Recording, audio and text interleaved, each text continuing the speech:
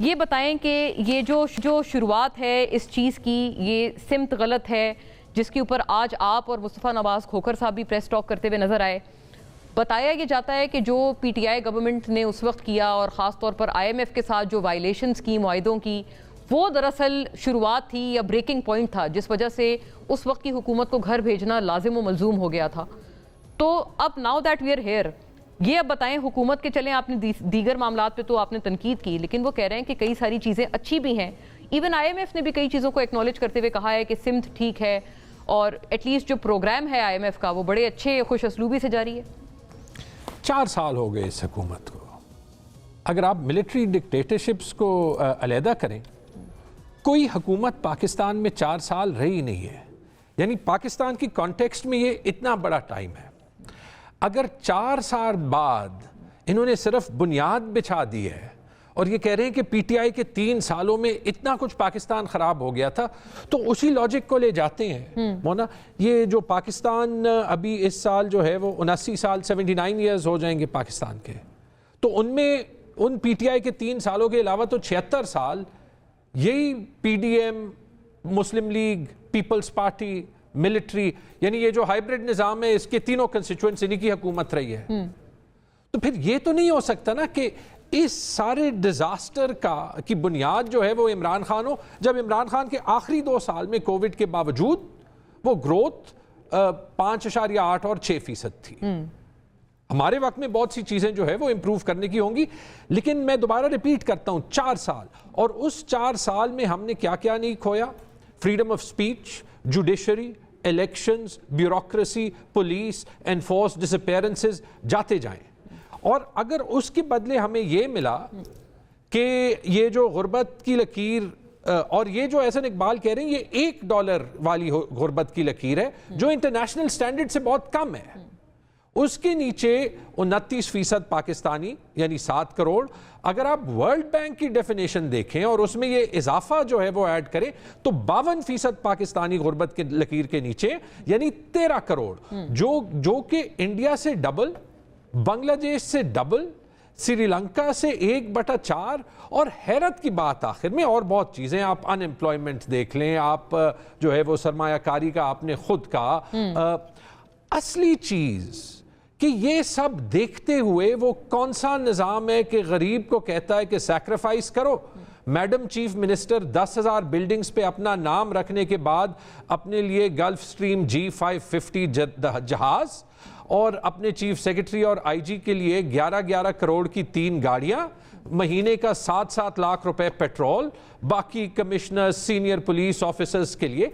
यानी इस टाइप का एलीट निजाम तो मेरे ख्याल में 200 साल में ईस्ट इंडिया कंपनी ने नहीं बनाया होगा जो कि यहाँ पे बना रहे। इसमें से तो एक ग्रेव सिचुएशन झगड़ा साहब सिर्फ वहां पर है, केपी में कोई एलिटिज्म कम है या कोई मतलब वहां पर ऑस्टेरिटी चल रही है या नहीं?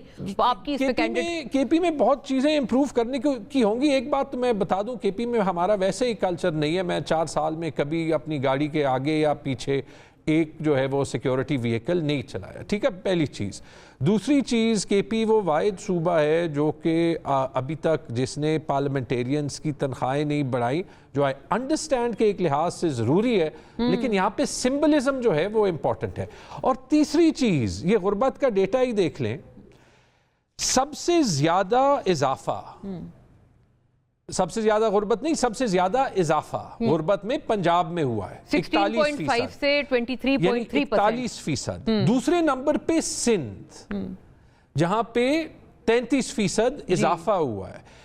पुख्तूनख्वा 23%, बलोचिस्तान 12%, निस्बतन इजाफा कम हुआ है। और जब पुख्तूनख्वा से आप फाटा निकाल दें ना, क्योंकि फाटा 72 साल जो है वो वफाकी हुकूमत के साथ रहा है, तो पुख्तूनख्वा की गुर्बत की सतह सिंध से कम और तकरीबन पंजाब के बराबर हो जाती है।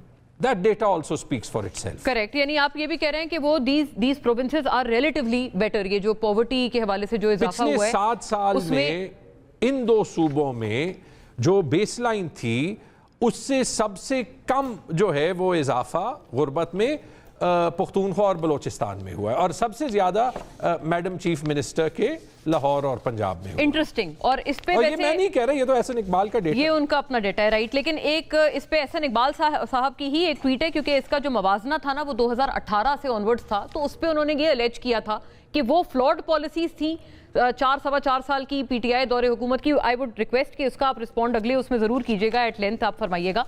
Doctor Miftah Ismail, to you please, आप बताएं कि ये जो अब हम एक कोरिलेशन भी ड्रॉ कर रहे हैं कि सिम्त किस तरफ है, मतलब जाहिर है आप इस पे एक जो स्टेटिस्टिकली आपका एनालिसिस है और वो बड़ा लर्निड है, सारा वो टर्मिनोलॉजीज़ के ऊपर भी मुश्तमिल है, लेकिन आम फहम ज़बान में इतना फरमाएं कि उस वक्त भी आप चूँकि एक बहुत अहम हिस्सा थे पीडीएम का, जो जब ये खान साहब की गवर्नमेंट गई, डू यू नाउ सी कि इन रेट्रोस्पेक्ट वही जो पॉलिसीज़ थी वो आज के बनिस्बत कुछ बेहतर थी? अब आपको ये लगता है सर?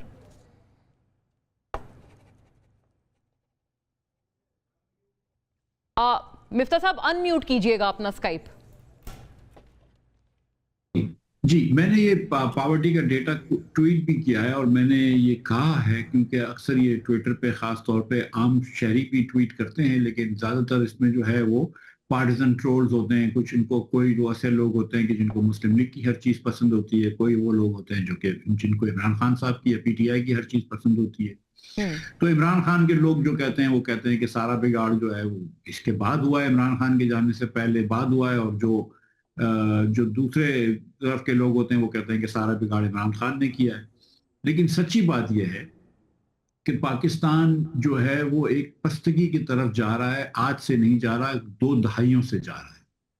आप ये देख लें कि पाकिस्तान के अंदर जो 2014 में इनकम थी उससे आज कम इनकम है, रियल इनकम की बात कर रहा हूँ। ये हुकूमत का डेटा जो एहसन इकबाल भाई साहब ने निकाला, और इनको मुबारकबाद है एहसन साहब को कि एहसन भाई ने ये डेटा भी पब्लिश किया, जो कि जाहिर है कि इनकी हुकूमत पे एक बुरी तनकीद है, क्योंकि जो जैसा तैमूर ने फरमाया कि 4 साल से, तो जगड़ा साहब ने फरमाया कि 4 साल से तो शहबाज शरीफ साहब बैठे हैं ना, तो अगर अब भी आप इमरान खान कर रहे हैं तो फिर आप 4 साल से क्या कर रहे हैं? तो लेकिन हमारे यहाँ एक ये उसूल होता है कि सब लोग जो है वो पीछे वाले को बुरा कहते हैं, लेकिन सच्ची बात यह है कि पाकिस्तान एक गलत जगह पे फंस गया है। गलत पॉलिसीज की वजह से, गलत स्ट्रक्चर की वजह से गलत पॉलिसियां हो गई हैं, और गलत पॉलिसी की वजह से गलत आउटकम्स हो गए हैं। आप कहते हैं कि 2018 में से लेकर आज जो है वो गरीब लोग बढ़ गए। आप 29.8% गरीब वो हैं जो कि 8,000 रुपये फी कस महीने भी नहीं कमा सकते, आप उसका भी जवाब दे देते हैं। आप कहते हैं 21 साल की सबसे ज़्यादा अनएम्प्लॉयमेंट है, उसका भी जवाब है किसी के पास।